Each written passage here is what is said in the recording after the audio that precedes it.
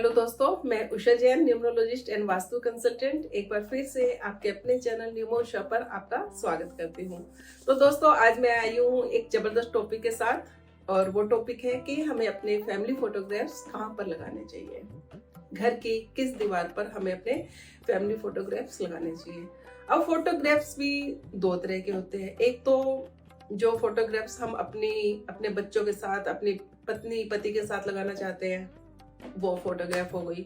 दूसरी हो गई कि हमारे जो पितृ हैं, जो हमारे बीच अब नहीं है, तो कुछ लोग उनको याददाश्त के रूप में फोटोग्राफ्स उनकी लगाते हैं। तो ये दो डिवीजन हो गए हैं। तो पहले मैं बात करती हूँ कि हम जब अपनी फोटो लगाते हैं, अपनी फैमिली की फोटो लगाते हैं, तो हमें वो कहाँ पर लगानी चाहिए। घर की किसी भी प्योर डायरेक्शन में हम अपनी फैमिली की फोटोग्राफ नहीं लगाएंगे। अब प्योर डायरेक्शन तो अच्छी डायरेक्शन है, वहां पर क्यों नहीं होनी चाहिए?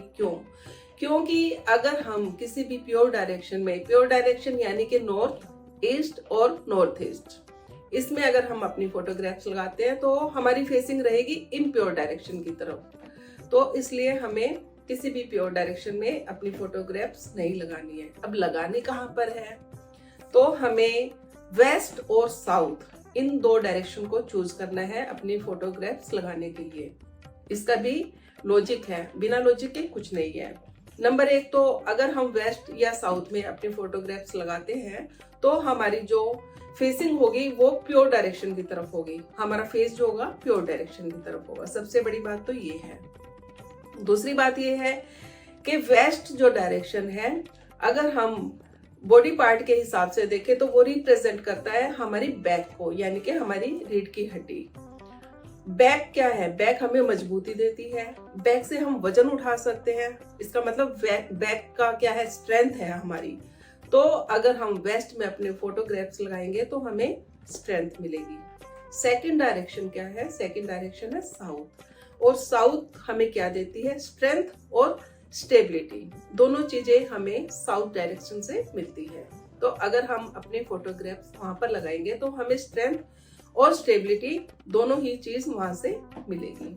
तो ये तो हुई लाइव पर्सन्स की फोटो कहाँ लगानी चाहिए। अब आती है दूसरी बात कि हमारे पितरों की फोटो कहाँ लगनी चाहिए। मैंने खुद देखा है कि बहुत से लोग अपने पितरों की फोटो मंदिर में लगाते हैं, तो ये बिल्कुल रॉन्ग है। हम भगवान का दर्जा पितरों को नहीं दे सकते।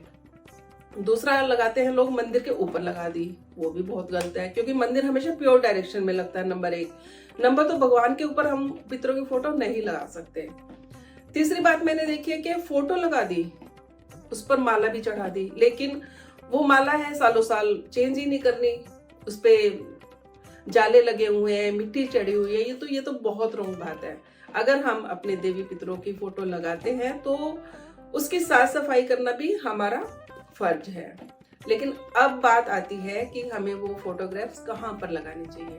उन फोटोग्राफ्स के लिए भी हम वेस्ट और साउथ की वॉल को ही चूज करेंगे। अब आप कहेंगे कि अपनी फोटोग्राफ भी वहीं लगानी, देवी पितरों की भी वहां लगानी, तो ऐसे तो काम नहीं चलेगा।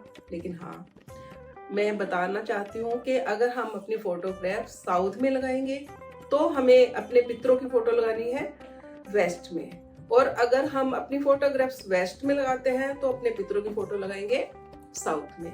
तो वॉल एक्सचेंज हो जाएगी, लेकिन वॉल ये दो ही रहेगी। तो फोटोग्राफ्स लगाने के लिए इससे अच्छी वॉल कोई नहीं है, दो वॉल ही आपको सूट करेगी। तो मेरा आज का टॉपिक इतना ही था। छोटा जरूर है, लेकिन मेरे को लगता है बहुत इंपॉर्टेंट टॉपिक है। जब मेरे दिमाग में आई थी ये बात तो मुझे भी लगा था कि हाँ, ये चीज बहुत जरूरी है। क्योंकि घरों में मैं देखती हूँ कि जहां हमारे पास वॉल खाली है वहीं पे फोटो लगा दी, या जहां हम देखना चाहते हैं, जहां हमें अच्छी लग रही है, तो वहीं पर फोटोग्राफ्स लगा दी जाती है। एक बात और, सबसे बड़ी बात यह है कि अगर वेस्ट में और साउथ में कोई गेट है, गेट तो हमारा 6-7 फीट का हो गया, उसके ऊपर जो जगह बच जाती है उसके ऊपर कभी फोटो नहीं लगानी। यानी कि गेट की चौखट जो है उसके ऊपर जो जगह होती है उसके ऊपर फोटो कभी भी नहीं लगानी, अपनी भी और पितरों की भी, किसी की भी नहीं लगानी। चाहे फिर आपके पास दूसरी जगह हो या ना हो, इससे कोई फर्क नहीं पड़ता। तो ये आपको ध्यान रखना पड़ेगा। नेक्स्ट सीरीज में लेके आऊंगी पार्टनरशिप के ऊपर।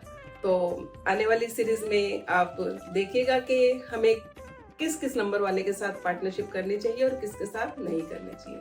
मेरा ये आज का वीडियो आपको पसंद आया हो तो प्लीज सब्सक्राइब करना ना भूलिए। Thank you so much.